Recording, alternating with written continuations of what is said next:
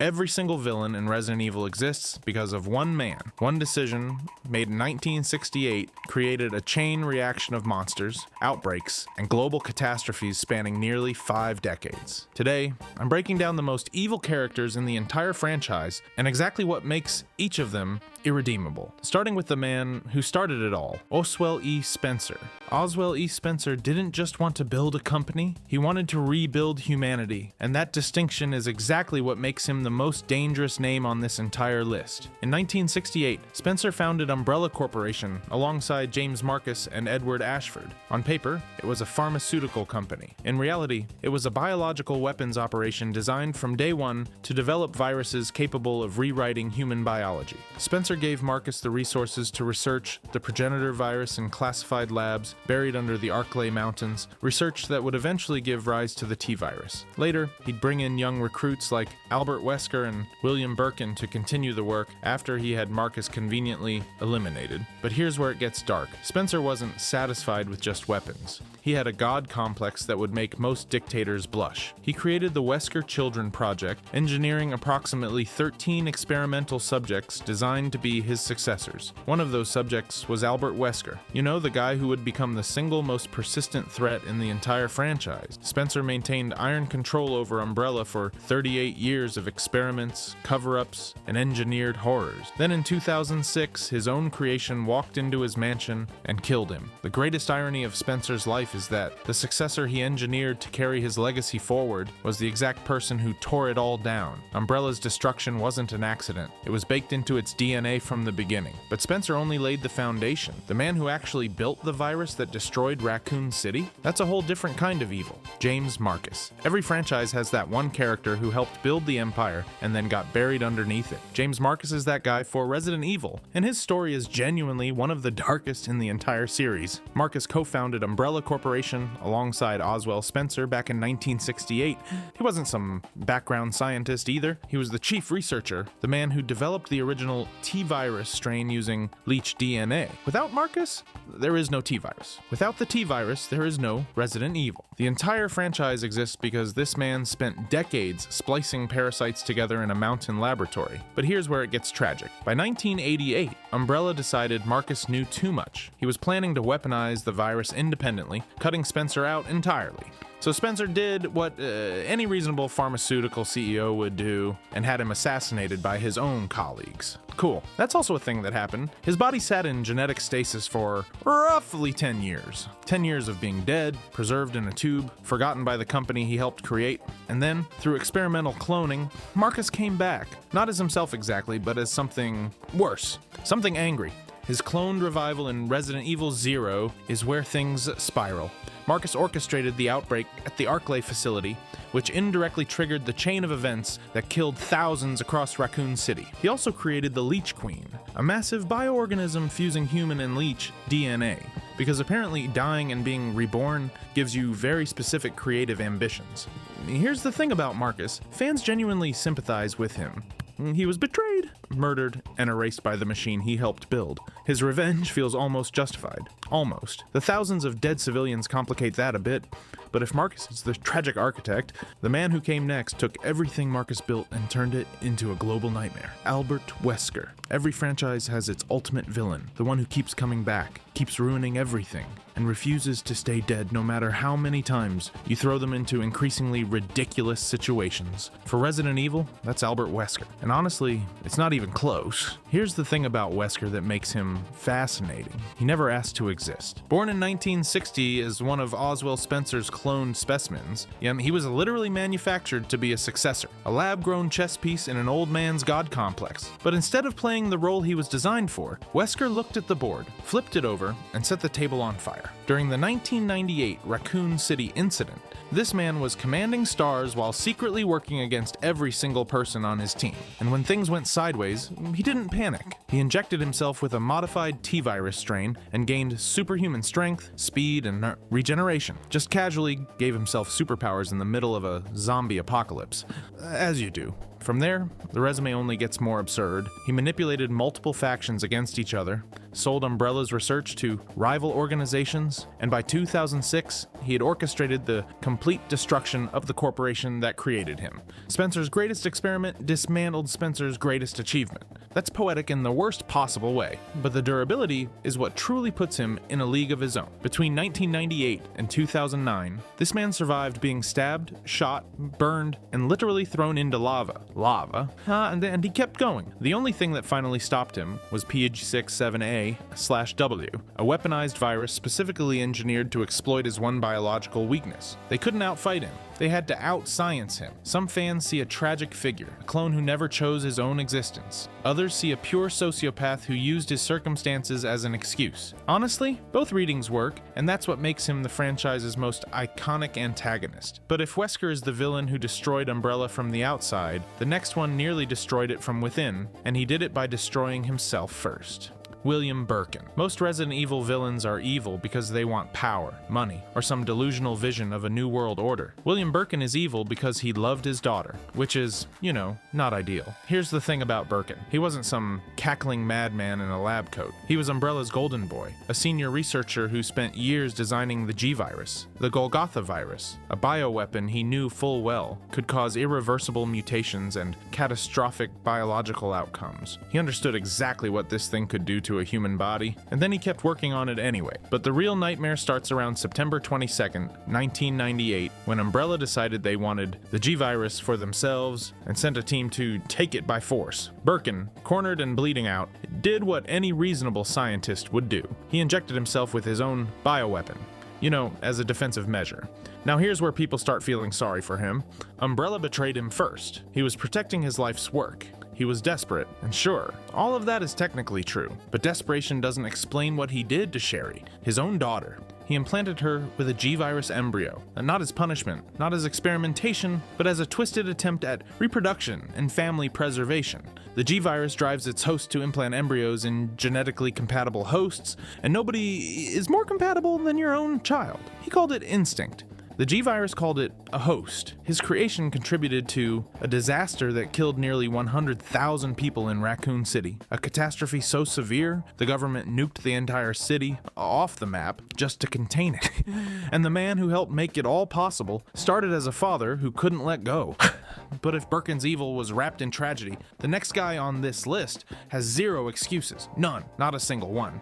Chief Brian Irons. Every other character on this list has an excuse. A virus, a mutation, a god complex fueled by superhuman abilities. Brian Irons has none of that. He's just a guy. A corrupt, predatory, irredeemable guy with a badge and zero accountability. Irons served as the chief of the Raccoon City Police Department throughout the 1990s, and during that entire time, he was on Umbrella's payroll. His job was simple: suppress any evidence linking the corporation to bioweapon research, bury reports, discredit whistleblowers, and make sure nobody asked questions. In exchange, Umbrella made sure nobody asked questions about him either, and there was plenty to ask about. Irons had a documented history of sexually assaulting female citizens and officers under his command. Nobody could touch him. Umbrella's protection meant complaints disappeared, investigations stalled, and victims were silenced. He operated with total impunity for years, which is, not ideal. But the September 1998 outbreak is where Irons really showed what he was. While zombies tore through Raccoon City, most people were trying to survive. Irons was trying to enjoy himself. He murdered his own officers. He locked survivors, including children and wounded cops, in cells inside the police station, not to protect them, to keep them. He actively prevented rescue and escape because the chaos gave him the one thing Umbrella's money couldn't fully buy: complete, unchecked power over helpless people. He sexually threatened Claire Redfield during the outbreak, making it abundantly clear that the undead weren't the most dangerous thing in that building. Here's the thing about Irons. The scariest monsters in Resident Evil aren't the ones with tentacles. They're the ones with authority and zero consequences. His death, though? That's the one bright spot. Irons wasn't killed by a hero or a survivor. He was taken out by William Birkin, the same scientist whose horrific work Irons had spent years protecting. Whether he's meeting his end via a G-embryo in the original game, or being cornered by a mutated William in the remake, the irony is delicious. the very monster Umbrella created, became the one thing that finally stopped the man they were paying to keep their secrets. Poetic doesn't even begin to cover it. But if Irons represents corruption enabled by a system, the next guy represents something arguably worse. A man who betrays everyone around him, not because a system told him to, but because the paycheck was good enough. Nikolai Genovaev. Every list like this has a guy who doesn't monologue. No grand speeches about evolution, no god complex, no dramatic transformation into a tentacle monster. Nikolai Genovaev just kills the people standing next to him and collects his paycheck. During the September 1998 Raccoon City outbreak, Nikolai was deployed as a UBCS commander, part of Umbrella's private military force sent in to handle the situation. On paper, he was there to save lives. In practice, he was there to end them. Umbrella needed witnesses eliminated and information contained, and Nikolai was the contingency plan wearing a friendly uniform. He executed between 7 and 9 of his own fellow soldiers and infected survivors while maintaining his cover as a loyal teammate. These weren't heat-of-the-moment decisions. He assessed who knew too much, waited for the right moment, and put them down with the same emotional investment you'd bring to checking items off a grocery list. Oh, Murphy knows about the lab? That's a shame. Anyway, here's what makes Nikolai genuinely unsettling compared to the rest of this list. Every other villain we've covered had some kind of driving obsession. Spencer wanted godhood. Birkin wanted his virus. Irons wanted control. Nikolai wanted money and survival. That's it. No ideology, no vendetta, no tragic backstory warping his worldview, just cold pragmatism wrapped in military training. He murdered his own squad because the math worked out in his favor. And when Raccoon City was wiped off the map on October 1st, Nikolai escaped via helicopter. Clean exit, no consequences. He went on to work with Umbrella loyalist organizations well into the 2000s, which is the professional mercenary equivalent of updating your resume after burning down the office. The scariest part isn't what he did, it's that he'd do it again tomorrow for the right number. But if cold professionalism disturbs you, wait until you meet someone whose evil comes from a place far more psychologically broken. Alfred Ashford. Alfred Ashford is the kind of villain who makes you genuinely uncomfortable, and not because of what he can do, but because of what's going on inside his head. Born in 1971 as the twin brother of Alexia Ashford, Alfred served as commander of Umbrella's Rockfort Island facility. On paper, that's a prestigious position. In practice, it meant he was a glorified warden running an island horror show while being psychologically tethered to his sister in ways that make Norman Bates look well-adjusted. Here's the thing about Alfred. His relationship with Alexia wasn't just close. It was codependent to the point where the line between sibling devotion and something far more disturbing completely evaporated. The incestuous undertones in Code Veronica aren't subtle. They're practically screaming at you from every cutscene. Alfred didn't just love his sister, he worshipped her. He built his entire identity around her approval, and that worship turned him into exactly the kind of person she needed. A loyal executioner with zero independent moral compass, and execute he did. Alfred and Alexia injected their own father, Alexander Ashford, with the T. Veronica virus, transforming him into the creature known as Nosferatu, their own dad. They locked him away in the Antarctic facility and left him to suffer as a mutated abomination. Alfred systematically dealt with anyone who threatened their secrets. He ordered the deaths of his own personnel. Staff members who asked too many questions simply stopped existing. So the question becomes, is Alfred weak-willed or genuinely malicious? The answer is both, and that's what makes him so unsettling. He's a puppet who genuinely enjoys pulling other people's strings, a follower who found real satisfaction in authoritarian cruelty. Alexia gave him permission to be a monster, and he took that permission and ran with it. But if Alfred is disturbing, wait until you meet the person who made him this way, Alexia Ashford. Most villains on this list are loud about their evil. They monologue, they transform, they make a whole spectacle out of it. Alexia Ashford doesn't do any of that. She quietly becomes the most dangerous person in the room and waits for everyone else to figure it out. Born in 1971 alongside her twin brother Alfred, Alexia was a child prodigy who became a senior researcher at Umbrella's Antarctic facility at age 10. By 1981, she had created the T. Veronica virus, a completely original strain derived from the Veronica plant and the ancient virus. Not a modification someone else started, her own creation from scratch. She was 12, then she infected herself with it. But here's the thing, Alexia knew the virus needed time to properly bond with her body.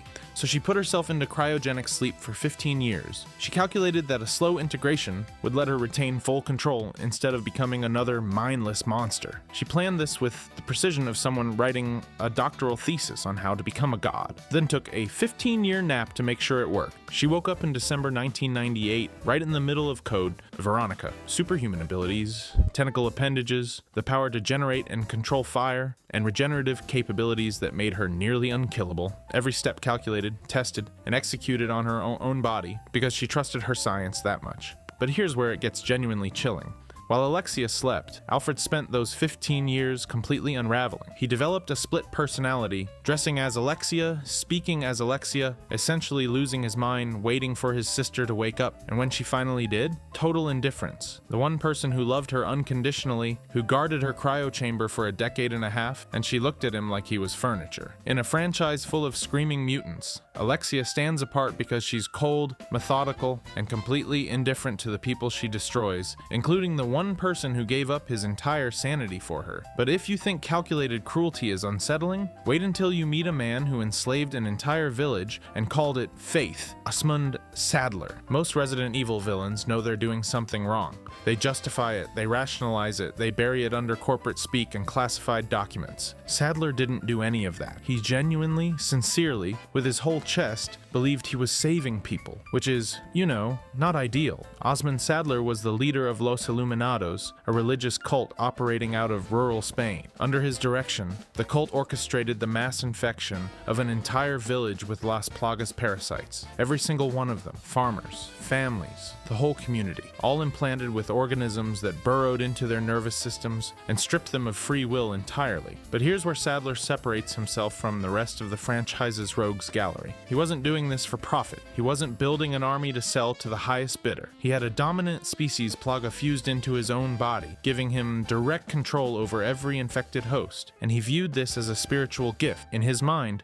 the parasites weren't enslaving people. They were elevating them. Salvation through surrender. The rhetoric was grandiose, almost beautiful if you didn't think about it for more than 3 seconds, because the reality was an entire rural population walking around with zero autonomy, serving as meat puppets for a man who thought he was God's chosen instrument. He spoke like a prophet and operated like a warlord. The villagers couldn't resist, couldn't question, couldn't leave, and Saddler looked at that and called it paradise. He also had plans to spread the plagas globally, including kidnapping the president's daughter as an infection vector for the United States.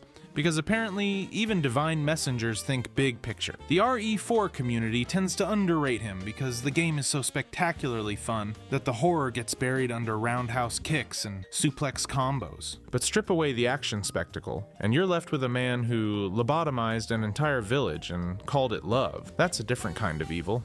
And speaking of RE4 villains who don't get enough credit for being terrible people, let's talk about the soldier who betrayed his own country for a parasite and a grudge, Jack Krauser. Most of the villains on this list had some grand justification for what they became. Ideology, science, legacy, divine evolution. Krauser had none of that. He was just a guy who couldn't stand being forgotten. Before RE4, Jack Krauser was a decorated US Marine and CIA operative. He and Leon Kennedy actually worked together, fought together, built the kind of trust you only get when someone's had your back in genuinely terrible situations. They were comrades. And then Krauser suffered a career-ending injury, got sidelined by his own government, and apparently decided that the appropriate response was to betray his entire country. Here's the thing. Krauser didn't get kidnapped. He didn't get ambushed and forcibly infected. He walked up to Osmund Saddler, shook the man's hand, and voluntarily accepted a plaga parasite into his body. He chose to let something rewrite his biology because the alternative was being irrelevant. His arm could mutate into a massive blade-like appendage capable of cutting through steel,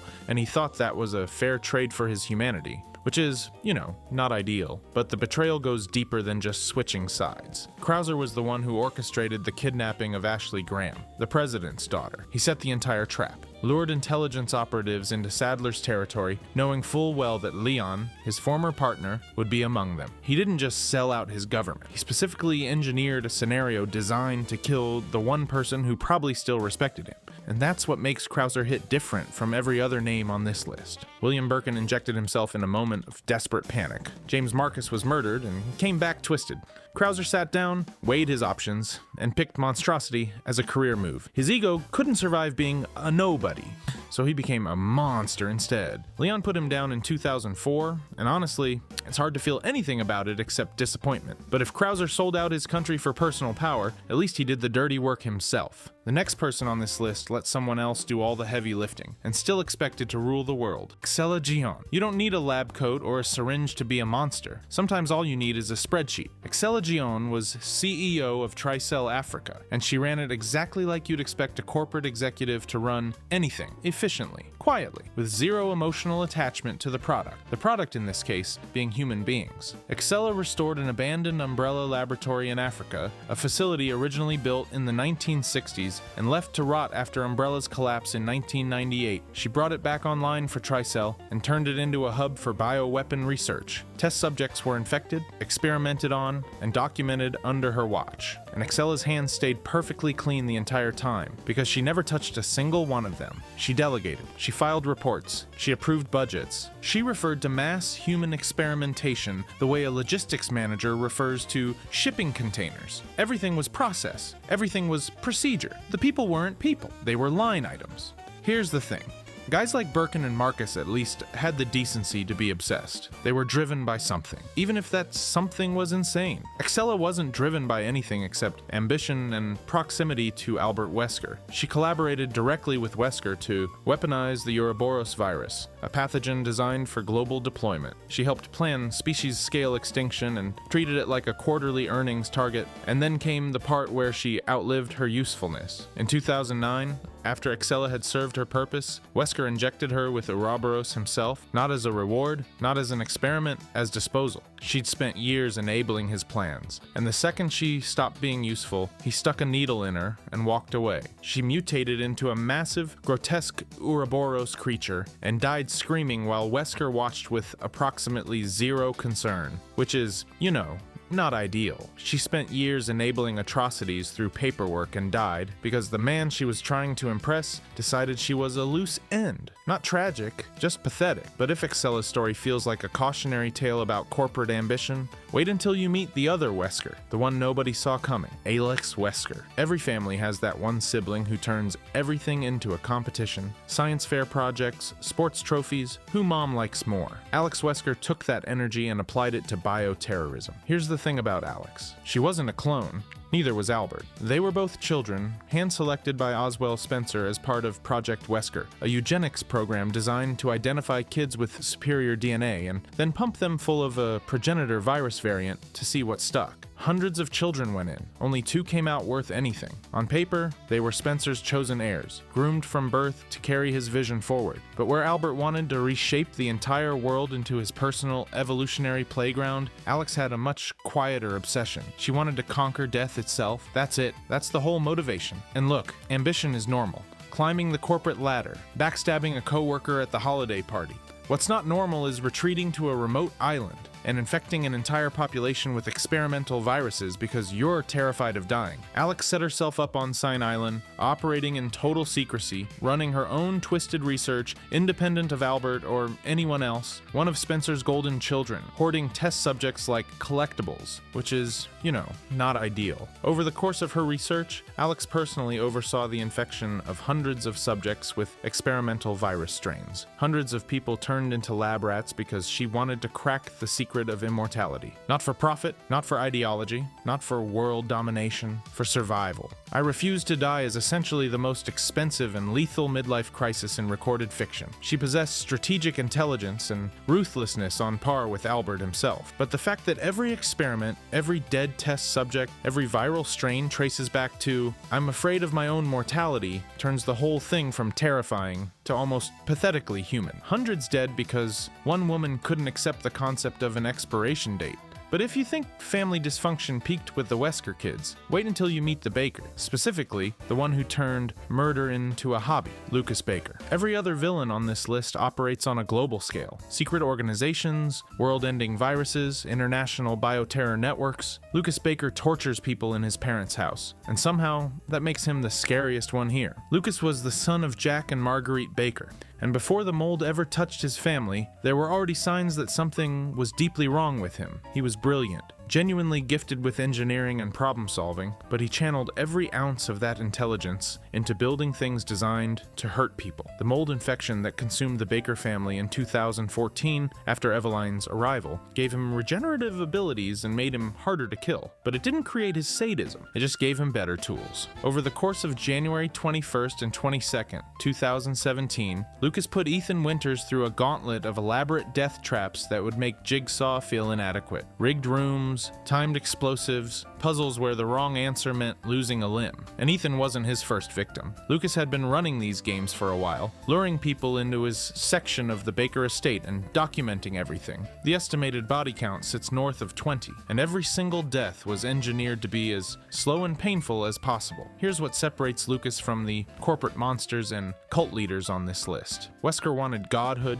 Sadler wanted control, Spencer wanted legacy. Lucas wanted to watch you figure out that the door was rigged about 3 seconds too late. He treated human suffering like a science project, carefully observing, taking notes, adjusting variables for next time. That one died too fast. Let's add another step. The debate around Lucas is whether the mold made him this way, or just amplified what was already there. And honestly, the answer doesn't matter much when you're strapped to a chair in his workshop. He's the one person on this entire list you'd least want to be trapped in a room with, because everyone else would just kill you. Lucas would make sure you knew exactly how long you had left first. But if a small-scale sadist in a Louisiana basement disturbed you, wait until you meet the ancient entity that started the mold infection in the first place, Mother Miranda. Most Resident Evil villains want something you can understand: money, power, revenge, a really aggressive corporate restructuring. Mother Miranda wants to save your soul. She just needs to dissolve your body first. Miranda operated out of a remote European village for decades, leading a cult built around a parasitic mold organism that could rewrite human biology from the inside out. She commanded the Four Lords, each one a living experiment in controlled mutation, and she treated them like chess pieces, disposable ones. The entire village existed as her personal laboratory, its population serving as raw material for research they never consented to. But here's what separates Miranda from every other villain on this list. She wasn't doing this for profit. She wasn't doing it for world domination. She genuinely, with every fiber of her being, believed she was evolving humanity towards something transcendent, something better. In her theology, mutation wasn't a side effect. It was salvation. You didn't need to agree. You didn't even need to survive. Your sacrifice was simply part of the divine plan, which is, not ideal. Her abilities backed up the God complex, shape-shifting, regeneration from injuries that should have been permanently fatal, and conscious control over bioweapon mutations that other characters in this franchise needed entire laboratories to achieve. Miranda could do it with her hands. She infiltrated, manipulated, and replaced people without anyone noticing until it was far too late. And then she targeted Rose Winters, a child. Miranda needed Rose as a biological vessel for her research into post-human existence, and she was willing to tear apart an entire family to get her. The fact that she could frame child experimentation as a necessary step towards spiritual transcendence tells you everything about how far gone she was. Fans still debate whether her deliberately vague origins represent brilliant cosmic horror ambiguity or just incomplete writing. The answer probably depends on how generous you're feeling on any given Tuesday. Either way, a villain you literally cannot reason with because she thinks she's doing God's work is a special kind of terrifying. But if Miranda's evil was spiritual, the next one on our list kept things strictly transactional. Glenn Arias. Every villain on this list has one thing in common. They all needed something beyond money to justify what they did. Spencer needed a legacy. Wesker needed godhood.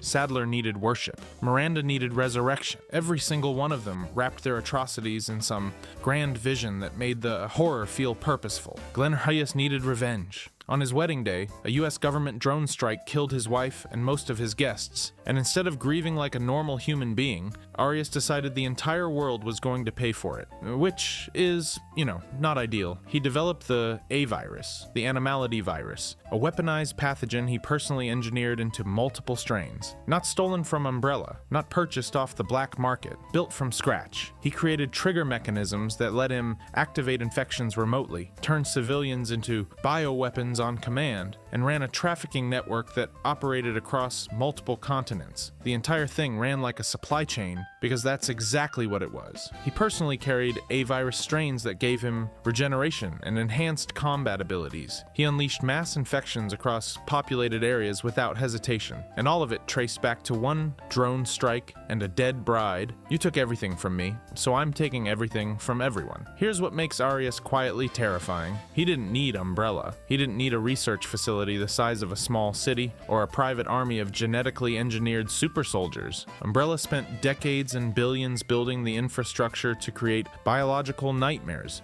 Arias built his own virus, his own network, and started distributing apocalyptic weaponry with the efficiency of a logistics company. And that's the future of Resident Evil's villainy, not another megalomaniac in a lab coat. The technology is a commodity now. Anyone with enough grief and zero conscience can engineer the next apocalyptic threat without a corporation behind them. They just need a motive and a lab. Spencer built the bomb. Wesker tried to drop it on the whole world. Arias proved that one man with a grudge can build his own. That's not a villain problem. That's an extinction problem. If you enjoyed this video and want to see more, click the video on the screen now.